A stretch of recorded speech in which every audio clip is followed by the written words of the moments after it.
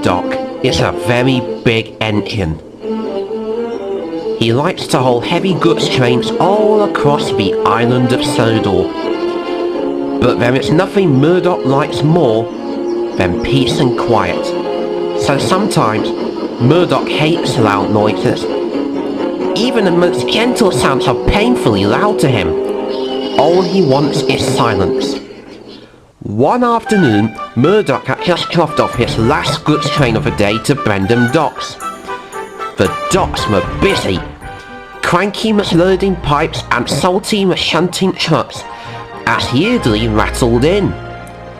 As Murdoch was being uncoupled from his trucks, Yeardley decided to have some fun. Knowing him, there was never a dull moment when he is around. He took a big puff and hooted his horn as loudly as he could. Salty jumped and bumped into his trucks of fish. Fish went everywhere. Yeardley laughed, but Murdoch was disturbed. The fish flying high in the sky surprised Cranky. He was so surprised that he swung his arm around. And he dropped the pipes, which landed with a loud clang. Murdoch felt even more disturbed, but Yeardley just laughed. Very noisy for a Monday, wouldn't you say, Murdoch? He chuckled. As Murdoch was being uncoupled, Murdoch started to puff away. Where are you going? Asked Yeardley. To Shen Valley, where it isn't so noisy. And Murdoch set off to Shen Valley. Murdoch puffed into Shen Valley. It was very peaceful. The birds were chirping, the leaves were rustling in the wind, and the flowers bloomed everywhere. Peace at last, replied Murdoch. But he was wrong. Suddenly there was a loud whistle he knew well. It was Gorton. He pulled up alongside Murdoch. Hello there, Murdoch, he whistled grandly. I'm testing my new whistle. Would you like to come to Knapford Station with me so I can show it to my passengers? No, thank you, Gordon. But thanks for the offer, though. Very well, replied Gordon. Perhaps another day. Cheerio, Murdoch, he tooted, and he blew his whistle again as he left. But Murdoch felt very upset. Even though the place was quiet again. But after Gorton was gone, Murdoch felt very disturbed. He began to think that Shen Valley wasn't a good place for peace and quiet after all. So he puffed away to find somewhere else. Murdoch soon came to Normanby Beach. It was a perfect spot. The sea was calm and the ships tooted far away in the distance out at sea. Murdoch had finally found somewhere to relax. Even the beach was completely deserted.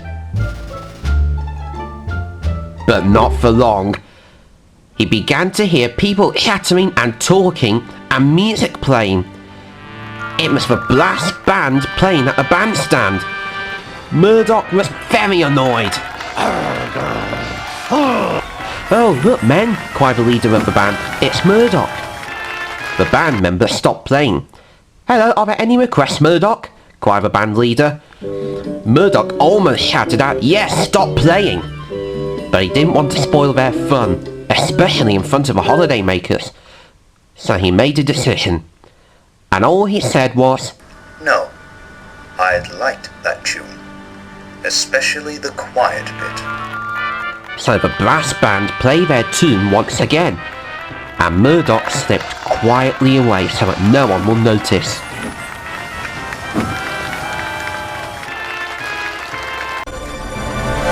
Murdoch was speeding along the track as fast as he could.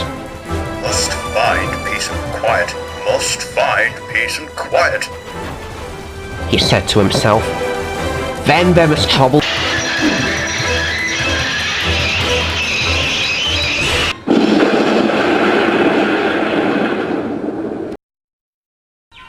Luckily, no one was hurt. except Murdoch was lying on his side in the field with uneven woodland creatures surrounding his front. Then Murdoch realised something. The woods in front of him was actually the part of Henry's favourite forest. It sounded very peaceful. Just then, Henry arrived. He was taking some scrap metal to the smelter's yard. "Bust my buffers, Murdoch!" cried Henry. "Don't worry, I'll go and get help when I reach the smelter's yard." You can just save it for tomorrow, Henry. I am pretty much safe here in this field. "Are you sure?" asked Henry. I am sure. Replied Murdoch. "Okay, see you tomorrow then," replied Henry, and he puffed away. Murdoch lay in the field by the forest from morning till night. Rabbits hopped around, the birds twittered and tweeted, and the squirrels were busy collecting nuts.